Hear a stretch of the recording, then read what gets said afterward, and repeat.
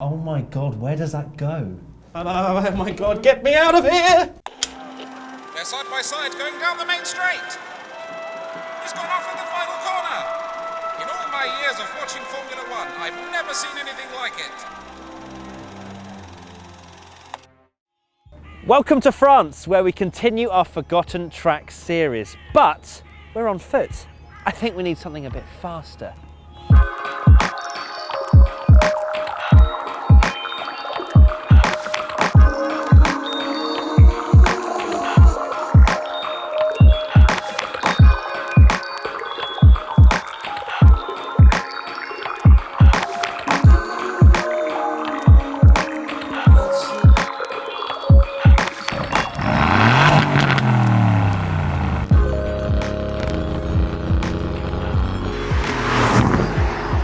And here we are, inside the Aston Martin Vantage, the beautiful beast, and we are heading to Reims, and I'm going to nip this in the bud right now. I know a lot of you will be saying it's not Reims, it's Reims or Reims or Reims or Rem or whatever, but as an English-speaking person, it's much easier to say Reims, so I'm going to say that throughout the video. Sorry, not sorry. Rory's alongside me once again. Hello Rory, you were in the first episode. This one's going to be a little bit slower. We're not going to be going around a track because Reims is now a public road and we'll get in trouble.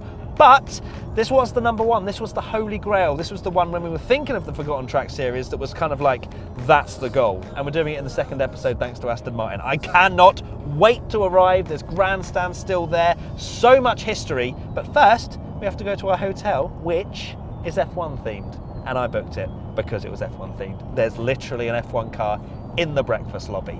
Let's go. Containing my excitement for just a second, we haven't travelled all the way to France for an F1 themed hotel, although it definitely is a bonus. It's to talk about the historical track of pronunciation inbound, Reims. Reims was an 8-kilometre long racetrack with an overall total distance of 600 kilometres, which is twice the length of F1 races today. Lap times were in the 2-minute 30 region, and with such high speeds, it was a track that really tested the reliability of the cars. A landmark moment for more than just motorsport happened in 1947, when Reims hosted the first major Grand Prix motor race after World War II.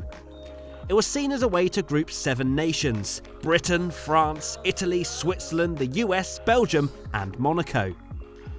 Another notable moment in the circuit's history was 6 years later in 1953, when Hawthorn, Fangio and Gonzalez raced in what is labelled as the Battle of the Century. Mike Hawthorn won, becoming the first British driver to win a Grand Prix.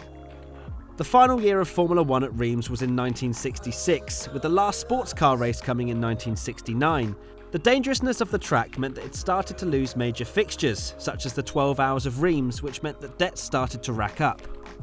With the introduction of Paul Ricard in 1970, it spelt disaster, and 6 years later the track was closed indefinitely due to insurmountable financial issues.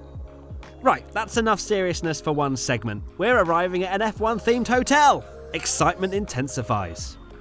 That's it, engine off. We've arrived at the hotel. I'm pretty tired, got up very early this morning, but tomorrow it's Reims and tonight it's a Formula One hotel. Can't wait to have a look around. But now it's bedtime and I'll see you tomorrow.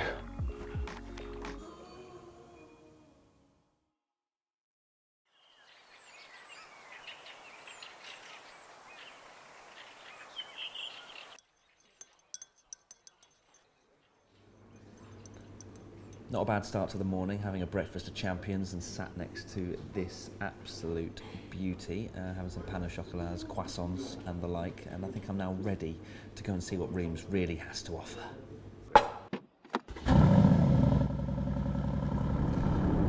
Reims hosted 11 Formula One Grand Prix between 1950 and 1962, with the likes of Mike Hawthorn, Juan Manuel Fangio and Sir Stirling Moss all racing at this iconic racetrack.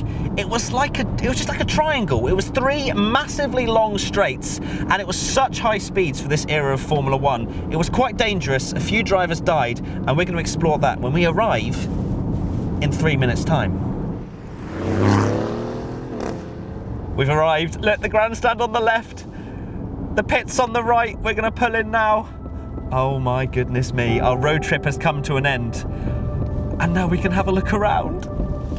Yes!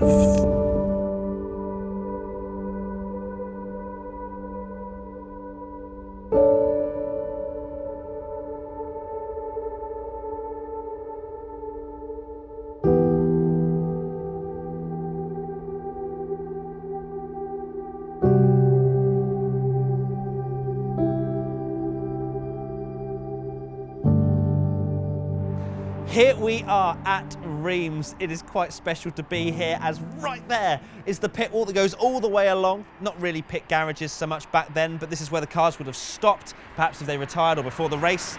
Behind here, this is where the timekeeping, reports of the race, the radio people would have been reporting on the race as well. Over there, the grandstands, the numbers still etched into every seat. There is so much history here at Reims. I cannot wait to explore it all right now. The thing I find most special about Reims is that so much of it has been preserved. If you close your eyes, you can imagine the unbelievably brave motorsport gladiators hurtling past at top speed. It really is an amazing piece of motorsport history.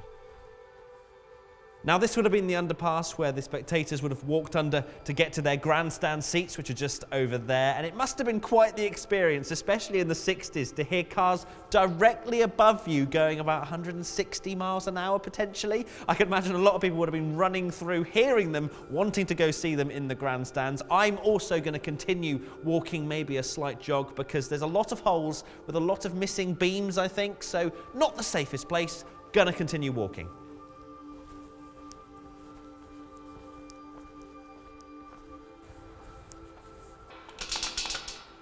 As you can see, it's not letting us in, purely for our own safety, if anything. The grandstands used to be able to be looked around by the public, but unfortunately, they became a little bit too dangerous. You can see over there, the stairs have actually eroded away, so you'd fall if you're not careful. So unfortunately, we can't have a look at these, which I would have loved to have looked around, but there's plenty more history that we can go and find.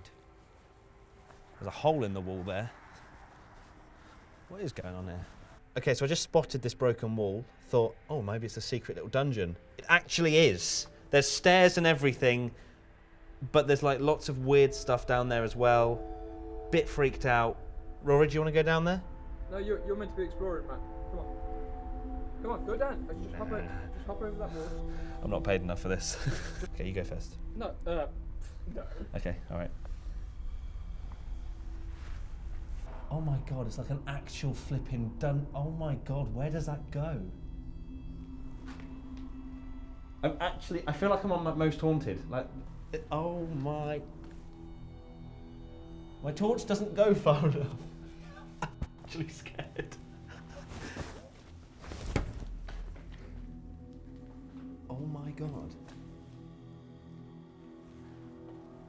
Oh, it actually goes through. It's actually like this is legitimately an underpass that was, for some reason, bricked up. There's like stairs like there. It goes out the other end.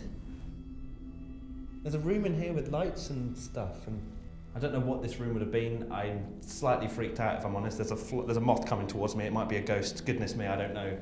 There's the glass on the ceiling there.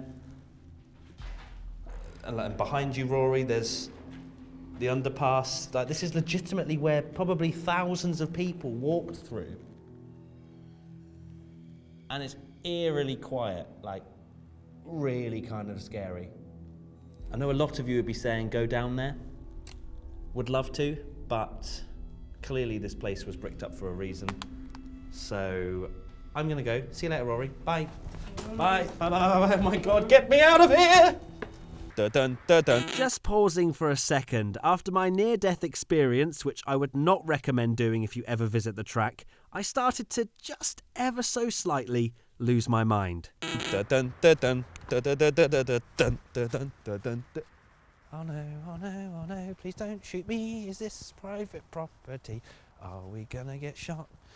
Are we gonna get shot? Probably, but it will get the views, probably. Oh my God.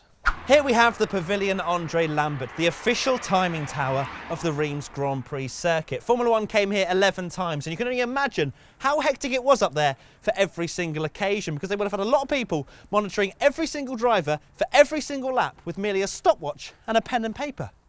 Did they have pens back then? Maybe a pencil? Who knows?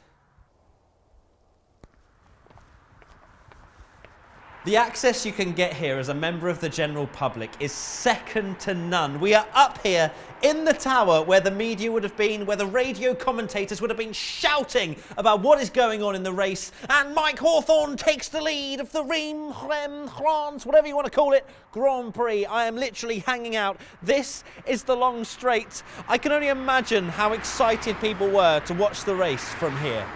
As we learnt last time out in Hockenheim, motorsport has a darker side to its history, and Reims is no exception.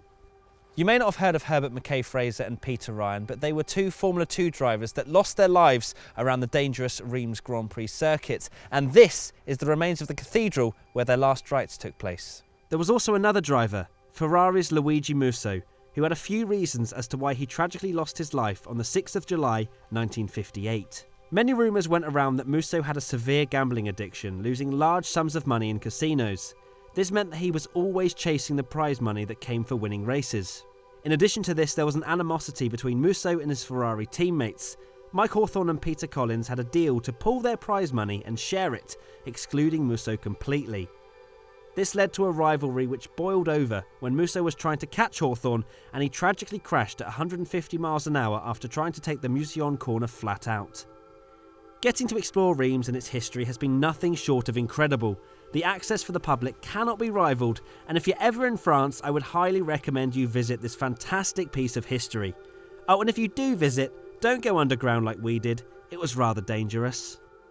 We are officially done here in France. Reims has now been ticked off of our bucket list for this Forgotten Track series. Thank you so much to Aston Martin for getting us out here and also giving this beautiful vantage to us for a couple of days to be able to explore this amazing piece of history. Where should we go next? Let us know in the comment section below. And until next time, I'm Matt with WTF1, and we'll see you soon.